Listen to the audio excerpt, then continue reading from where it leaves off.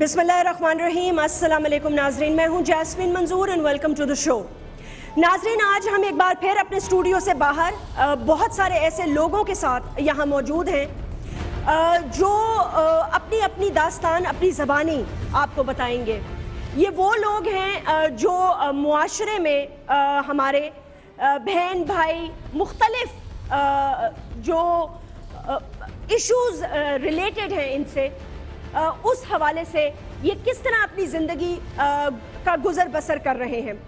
एक तरफ गुर्बत, दूसरी तरफ बेरोज़गारी और तीसरी तरफ ऐसे लोग भी हैं जो ख़ानदानी दुश्मनी या रिश्तेदारों को छोड़ देना या बहन भाइयों का ना पूछना या वालिदैन से अलहदगी, बहुत सारी मजबूरियां हैं। बहरहाल शहर कराची में जो कुछ हुआ, हो रहा है और उसके हवाले से कल लिए जाने वाले जो इक़दामात हैं वो चाहे कितने ही अच्छे क्यों ना हो या उनसे कितने ही टारगेट किलर्स पकड़े क्यों ना जाएं, वो जो चले गए उनको वापस नहीं लाया जा सकता। ईद आ रही है, ये आखिरी अशरा है और ये मग़फ़िरत का अशरा है। बहरहाल मेरी दरख्वास्त आपसे ये है कि आज जब आप इन लोगों की कहानी सुनेंगे और आप इन लोगों की बातें सुनेंगे तो आप ये एहसास अपने दिल में ज़रूर रखिएगा कि ज़कात सिर्फ इस महीने में नहीं बल्कि पूरे साल देने का हुक्म है। अगर आपके पास बहुत कुछ है और आप दे रहे हैं तो बहुत अच्छा है, लेकिन अगर आप देने से कतराते हैं और आपको नहीं पता तो कहाँ देना है, तो उसके लिए हम आपको रास्ता भी दिखाएंगे। सवाल यहाँ ये पैदा होता है कि मारने वाला तो मार देता है, लेकिन जो इतने लोग बेघर हो गए हैं या इनके अपने कमाने वाले चले गए हैं, इनकी कफालत अब कौन करेगा। हमारा जो पिछला प्रोग्राम था सैलानी ट्रस्ट के साथ मिलकर जो हमने किया था, जिसमें हमने ईद की अशिया बांटी थी, उसमें हमें बहुत रिस्पांस आया और बहुत सारे लोगों ने अपनी ज़कात और डोनेशन के जो रास्ते हैं वो इस तरफ किए। बेहतर यही है कि अपनी ज़कात के दरवाज़ों को दुरुस्त करें और उन्हें सही और मुस्तहिक लोगों तक पहुँचाएँ। हम आज अपनी गुफ्तगू इन लोगों से शुरू करेंगे, इनकी क्या मजबूरियाँ हैं, कहाँ कहाँ से आए हैं। इस छोटे से वक्फे के बाद आप कहीं मत जाइएगा, मैंने आपसे बहुत सारे ऐसे लोगों को मिलवाना है जिन्हें आप देखकर और उनकी बातें सुनकर यकीनन एक लम्हे के लिए आप ये ज़रूर सोचेंगे कि हम एक फलाही रियासत होने के बावजूद इस मुआशरे में किस तरह जिंदा हैं, जब हमें यही नहीं पता कि हमारे साथ वाले घर में खाना खा रहा है कोई या नहीं।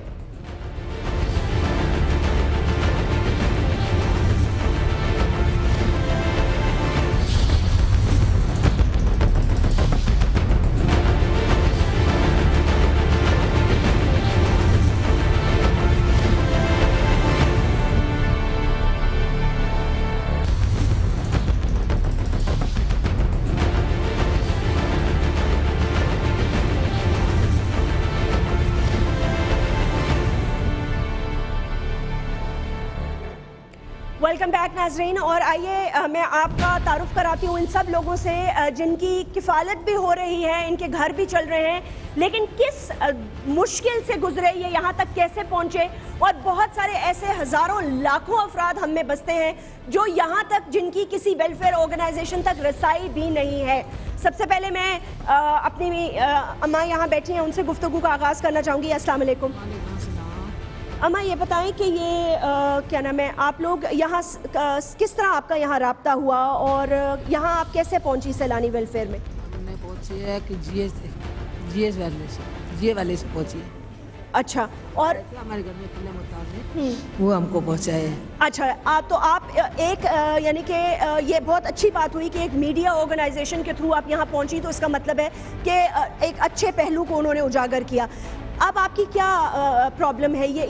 ये सारे बच्चे आपके हैं, तो इनको आपने कभी डॉक्टर को दिखाया या इनकी क्या तकलीफ है? बहुत बताया, डॉक्टर को बताया, इसी की दवाई दारू सब हमने करे, बड़ी बड़ी अस्पतालों में भी दिखाया, पर जो अल्लाह को मंजूर वो मेरे को मंजूर।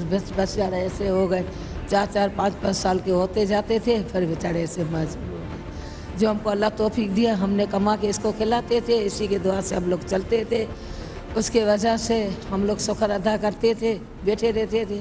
तो ये जीए वाले की मेहरबानी, बड़ी मेहरबानी। मेरा शोहर है। तो आप इनका आपकी कितनी औलाद है अभी? अभी मेरी ये 2 लड़कियां ये माजूर है, 2 लड़कियां मेरी शादीशुदा है।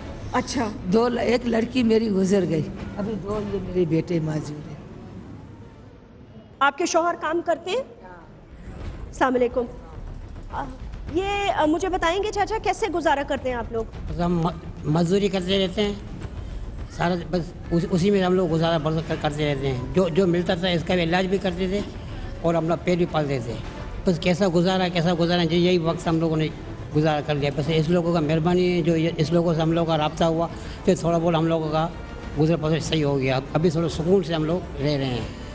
अच्छा, लेकिन ये इन बच्चों की देखभाल में और उसमें तो आपका बहुत वक्त जाता होगा, क्योंकि एक तरफ मजदूरी करना, फिर हालात शहर के ऐसे हैं, तो इनकी देखभाल के लिए क्या बंदोबस्त है?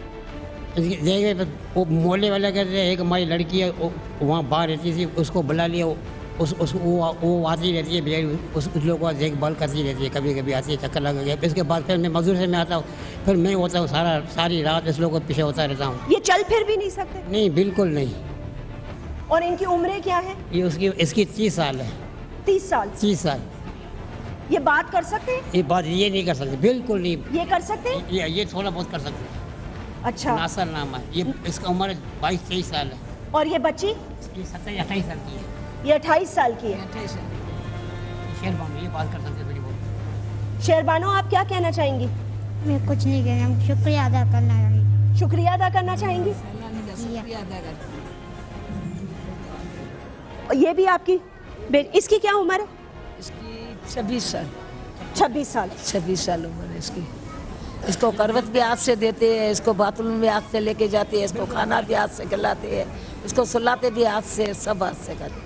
नहीं चलने जैसी, नहीं फिरने जैसी, जैसी जिंदा लाश देख लो, जैसी मरी हुई लाश देख लो, बस ऐसी। लेकिन ये समझ सकती है? समझ सकती है, समझ वाली है, समझ सकती है। ये तो ऐसी थी जो 4 क्लास से ये पड़ी हुई है, 4 क्लास से ये पड़ी हुई है। स्कूल जाती थी बेचारी।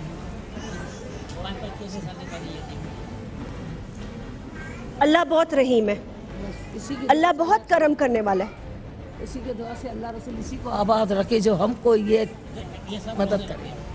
सब रोजे रख रहे हैं माशाल्लाह। सब रोजे रखे, नमाज भी पढ़ती है, नमाज भी पढ़ती है, सोते सोते ऐसा हाथ उठा कि ये नमाज अदा कर रही है।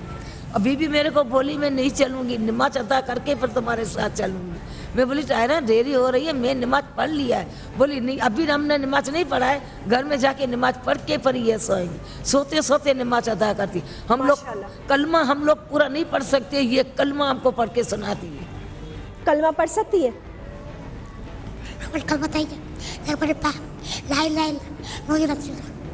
माशाल्लाह माशाल्लाह माशाल्लाह। अल्लाह ताला आपको सेहत याब करे, आपको कामयाबियां दे, और आप अपने मुल्क के लिए दिल में दुआएं करें, हमारे लिए भी दुआएं करें। अल्लाह ताला आपकी दुआएं ज़रूर कबूल करेगा। और हिम्मत और हौसला कभी नहीं हारना। नहीं, कभी नहीं।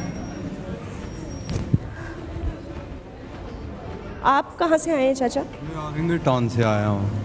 अच्छा। 11:30 चिश्ती नगर से। और आपका घर में कौन कौन है? हमारे 2 छोटे बच्चे हैं, 2 बेटियां हैं, 2 बेटे हैं। मैं प्लम्बर का काम करता था, गाड़ी ने मारा, एक्सीडेंट हो गया।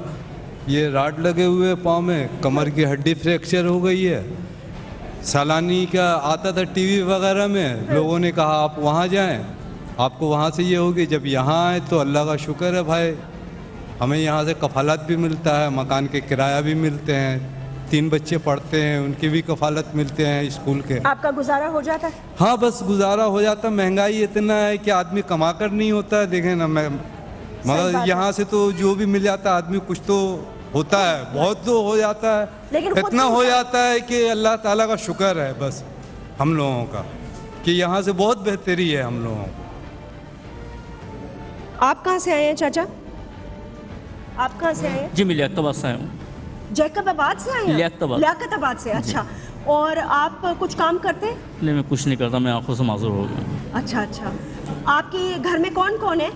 मेरे घर में एक बहन है, वालिद साहब हैं, और तीनों के तीनों माजूर हैं। अच्छा, आपकी बहन, वालिद साहब और? जी, मैं खुद। तो वो भी आँखों की? नहीं, वो रीढ़ की हड्डी के मरीज़ हैं, और वालिद साहब दिमागी माजूर। तो आपका किस तरह फिर घर का? बस इसी तरीके से हम भी यहाँ पहुँचे। सिलाने वाले बेचारे घर का राशन देते हैं वो। उससे पहले क्या करते थे आप लोग? इससे पहले मैं मुसव्विर था जी, पेंटिंग बनाता था। पेंटिंग बनाते थे। तो ये क्या अचानक आपको बीमारी हो गई? ये मैंने जाली अड़ के गुलाब डाल लिया था आँखों में, जिसकी बिना पे काला पानी बन गया, आँखें ज़ाया हो। जाली अड़ के गुलाब आपने डाल लिया था? जी। तो बस तख्वार, ऐसे भी लोग हैं जो मुल्क में पता नहीं क्या क्या चीज़ें बना रहे हैं। बहरहाल अल्लाह ताला आपको हिम्मत दे। और बहन आपकी जो है उनकी मुस्तकबिल के बारे में? अभी कुछ नहीं है। अभी कुछ नहीं है। वालिद की देखभाल भी आप ही करते हैं? जी, मैं खुद ही करता हूँ। सबकी आप करते हैं? जी। आप कहाँ से आए हैं भाई? मैं कुरंगी से आया हूँ। अच्छा। मैं पेंटर हूँ, मेरे 4 बच्चे हैं, मकान मेरा अपना है, लेकिन मेरे ये मुंह का जो है माउस ट्यूमर है, मेरा मुंह नहीं खुलता है बिल्कुल भी, ना मैं खाना नहीं खा सकता हूँ। पहले खुलता था लेकिन अब नहीं है। अचानक हो गई आपको ये बीमारी? ये अचानक हो गई है, तो अब इसकी सर्जरी कह रहे हैं कि इसकी सर्जरी होगी, कुछ ट्यूमर निकाला जाएगा। तो वो सर्जरी की मेरी औकात नहीं है कि मैं करवा सकूं, लेकिन मुझे किसी ने इस इदारे का बताया तो मैं इस इदारे में आया हूँ। कितनी कीमत बताई है सर्जरी की? सर्जरी की जो प्राइवेट कीमत है वो कम से कम 1,15,000 है। 1,15,000? जी हाँ। अच्छा। और सरकारी जो बता रहे हैं वो 70,000 बता रहे हैं। वो 70,000 जी। बता रहे हैं, लेकिन उसके बाद आप ठीक हो जाएंगे? उसके बाद ठीक हो जाऊँगा तो इंशाल्लाह। आप अपनी हेल्प के लिए यहाँ आए हैं जी ताकि ये हाँ। आपकी मदद कर सके? जी हाँ। वैसे आप कारोबार वगैरह आपका चलता है? कारोबार नहीं, बस मैं मज़दूर हूँ, पेंटर हूँ, कलर का काम करता हूँ। अच्छा। आम घरों में जो कलर का काम ठीक होता है। है वो करता हूँ। अब गुजारा हो जाता है? बस गुजारा हो जाता है, लेकिन अभी मैं काम नहीं कर सकता हूँ क्योंकि मेरी बहुत तकलीफ़ है, खाना नहीं खा सकता हूँ, और काम करता हूँ तो बहुत तकलीफ़ हो जाती है यहाँ मुँह की तरफ। तो आप इलाज का क्या कहते हैं, कब तक करवाया देंगे? उन्होंने मुझे ईद की डेट दी है। ईद की डेट दी जी है? हाँ, ईद के चले बाद अल्लाह तो- ताला ये ईद पे आपको ये खुशी दे, जी हाँ। और ये आपको आपकी अल्लाह ताला बीमारी दूर करे और हाँ। सबकी परेशानियां दूर करे, और हम यही दुआ कर सकते हैं आपके लिए। आप कुछ कहना चाह रहे थे? आप कुछ कहना चाह रहे थे भाई? आप आगे आ जाएंगे? मुझे अगर रास्ता या तो दे दीजिए थोड़ा सा। जी वालेकुम अस्सलाम। जी, मैं गुर्दों का बीमार हूँ, दोनों गुर्दे ख़राब है। अच्छा। जिगर भी ख़राब है। अच्छा। काली पीलिया भी है, हाई ब्लड प्रेशर भी है। हेपेटाइटिस का मुकम्मल इलाज इदारे की तरफ से हो रहा है। इनको हेपेटाइटिस सी की बीमारी भी है और उनके गुर्दे के मरीज़ भी है। हाँ। तो इदारा इनका मुकम्मल इलाज अपने इदारे की तरफ से हो रहा है सैलानी के पैनल हॉस्पिटल में। तो इंशाल्लाह इनका मुकम्मल इलाज हम इदारे की तरफ से करेंगे। तो ये आपको कब से बीमारी? ये 3-3.5 साल हो गए। 3-3.5 साल हो गए। जी। और घर में कौन कौन है? घर में 4 बच्चे, एक बीवी है, एक बूढ़ी माँ है और एक। तो घर में कमाने वाले सिर्फ आप जी ही? नहीं, बिल्कुल जी? नहीं, बिल्कुल नहीं। घर में कमाने वाला कोई है ही नहीं? बिल्कुल है ही नहीं। हमारे 22 खानदान है, वो सारा गरीब है, वो मेरे साथ कुछ इमदाद नहीं करते। आपका खानदान वाला कोई इमदाद नहीं करता? नहीं करते। कौन कौन है खानदान में? खानदान में बहुत है, और सारा गरीब है, वो खुद कमाने वाले इतना नहीं है। तो जब से आप बीमार हुए हैं तब से ये मजबूरियां हैं कि घर में जी 2 टाइम का खाना पूरा कर लेते हैं? नहीं पूरा करे, सारा पड़ोस भी देते हैं, और कभी कोई ज़कात मकात देते हैं।